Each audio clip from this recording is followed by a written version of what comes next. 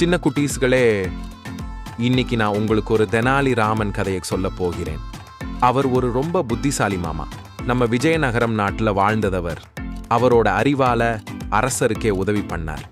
அப்படி ஒரு நாள் விஜயநகர அரசர் கிருஷ்ணதேவராயர் ஒரு பெரிய விருந்துக்கு ஏற்பாடு பண்ணினாரு. அந்த விருந்துல அமைச்சர்கள், வணிகர்கள், பண்டிதர்கள் எல்லாரும் வந்தாங்க. மிகவும் மகிழ்ச்சி அடைந்த அரசர் உணவுக்கு முன்னாடி ஒரு சின்ன விளையாட்டு அறிவிச்சார். அவர் சொன்னார், இங்கே 3 வெற்றிலைப்பாக்கள் இருக்குது. ஒவ்வொன்றுக்கும் ஒரு தனி மதிப்பு இருக்கு. யாராவது இந்த 3ஐயும் சரியான வரிசையில வச்சுட்டாங்களா, அவருக்கு 1000 பொன்னு பரிசா தர்றேன். ஓ, வெற்றிலைப்பாகங்களா? அதுல என்ன வித்தியாசமா இருக்கும்னு எல்லாரும் ஆச்சரியப்பட்டாங்க. மந்திரிகளும் வணிகர்களும் வந்தாங்க. அவங்க ஒவ்வொருத்தரும் பார்த்து பார்த்து வெற்றிலைய வரிசையில வச்சாங்க. ஆனா அரசர் சிரிச்சு சொன்னாரு, இல்ல, இது சரியில்லை. அப்பதான் நம்ம தெனாலிராமன் வந்தார். அவர் 3 வெற்றிலை பாகங்களையும் மெதுவா எடுத்து பார்த்தாரு. முதல்ல ஒரு பாகத்தை எடுத்தார். அது பசுமை, மென்மை, வாசனையும் அருமை. 2வது பாகம் நல்லதுதான், ஆனா சற்று சாதாரணம்.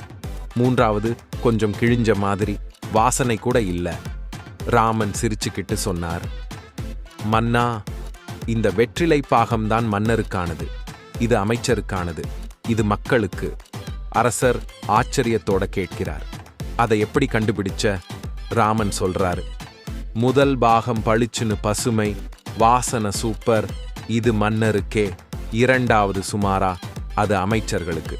3வது கிழிஞ்ச மாதிரி, வாசனை இல்ல, மக்களுக்கு. அரசர் ரொம்ப சந்தோஷப்பட்டார். ராமா, நீதான் வெற்றிலை பாகங்களோட உண்மை மதிப்பை கண்டுபிடிச்ச. இதுதான் சரியான வரிசை அப்படின்னு சொல்லி தெனாலிராமனுக்கு 1000 பொன் பரிசா கொடுத்தாரு. கதையின் நெறி. குழந்தைகளே, நம்மை சுற்றி இருக்கும் சின்ன விஷயங்களையும் கவனமா பார்த்து யோசிச்சா பெரிய பிரச்சனைகளையும் நம்மால் சமாளிக்க முடியும். இது போன்ற கதையை கேட்க யூவி கிட்ஸ் சேனலை சப்ஸ்கிரைப் செய்யுங்கள்.